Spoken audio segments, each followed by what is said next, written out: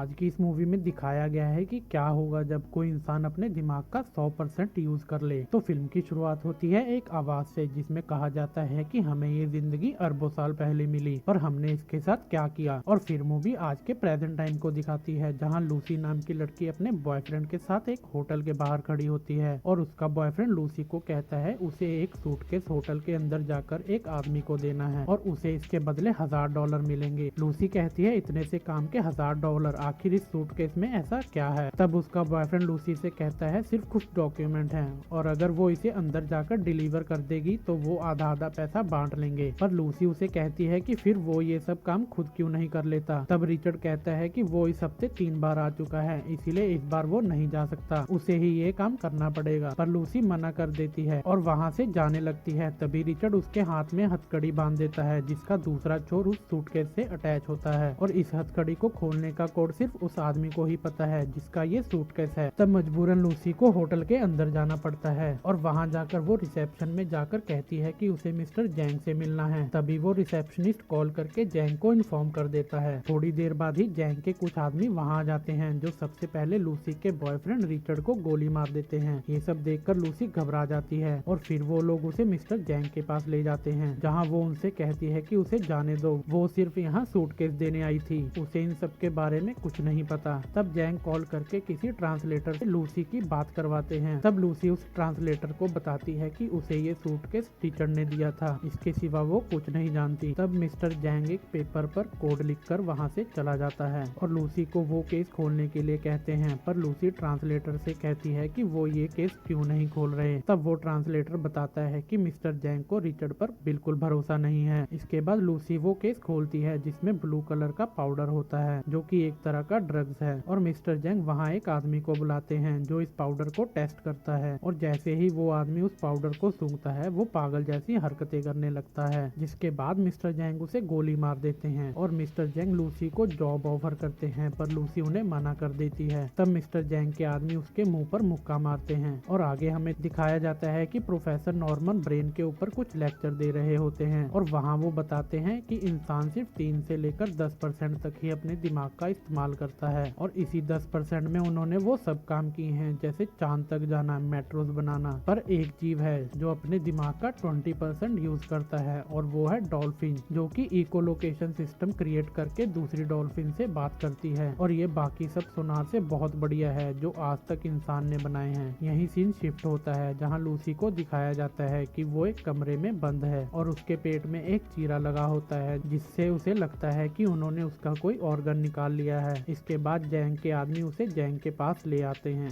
जहाँ एक आदमी लूसी को बताता है कि डरो मत, उन्होंने उसका कोई ऑर्गन नहीं निकाला है, उन्होंने बस एक ब्लू पाउडर का पैकेट उसके पेट में रख दिया है जिसे अब उसको कहीं और डिलीवर करना है। लूसी के साथ ही 3 और लोग होते हैं जिनके पेट में वो पाउडर का पैकेट रखा होता है। इसके बाद लूसी के मुंह पे कपड़ा डाल दिया जाता है और बाकी सबको भी अलग अलग जगह ले जाया जाता है और जैसे ही लूसी के मुंह से कपड़ा हटाया जाता है वो एक रूम में बंद होती है जहाँ एक आदमी उससे जबरदस्ती करने की कोशिश करता है पर लूसी उसे मना कर देती है और इन सब के बाद उस आदमी को गुस्सा आ जाता है और वो लूसी के पेट में लात से मारता है जिस वजह से उसके पेट में रखा वो पैकेट फट जाता है और वो ड्रग लूसी के शरीर में बहुत तेजी से फैल जाता है। जिसके बाद लूसी हवा में उड़ने लगती है और उसकी आंखें भी नीली हो जाती हैं। आगे दिखाया जाता है कि प्रोफेसर नॉर्मन बताते हैं कि अगर किसी इंसान ने अपने दिमाग का 20% इस्तेमाल कर लिया तो वो अपने शरीर को कंट्रोल कर सकता है और अपने दिमाग, अपने दिल की धड़कन को भी। वहीं एक लड़की उनको पूछती है कि इसके आगे की स्टेज क्या होगी। तब नॉर्मन बताते हैं कि इसके आगे वो इंसान दूसरे इंसान को भी कंट्रोल कर सकता है पर ऐसा करने के लिए जरूरत होगी कि वो इंसान अपने दिमाग का 40% यूज कर रहा हो। इसके बाद एक स्टूडेंट उनसे पूछता है कि क्या हो अगर किसी ने अपने दिमाग का 100% यूज कर लिया। तब नॉर्मन थोड़ी सोच में पड़ जाते हैं और बोलते हैं कि उन्हें भी इसका जवाब नहीं पता। इसके बाद दिखाया जाता है कि लूसी चुपचाप एक चेयर पर बैठी होती है और एक आदमी रूम के अंदर आता है पर लूसी उसे मारकर उसकी गन लेकर उस रूम से बाहर चली जाती है और बाहर आकर वो बाकी सब लोगों को भी मार देती है। इसके बाद वो वहाँ रखा खाना खाती है और अपने शोल्डर में लगी गोली को खुद ही निकाल देती है। इसके बाद वो टैक्सी ड्राइवर को कहती है कि उसे हॉस्पिटल लेकर चले। टैक्सी में बैठे लूसी को एहसास होता है कि वो अब सबकी बातें सुन पा रही है जो उससे काफी दूर खड़े हैं। हॉस्पिटल आकर लूसी सब लैंग्वेज को पढ़ पा रही थी।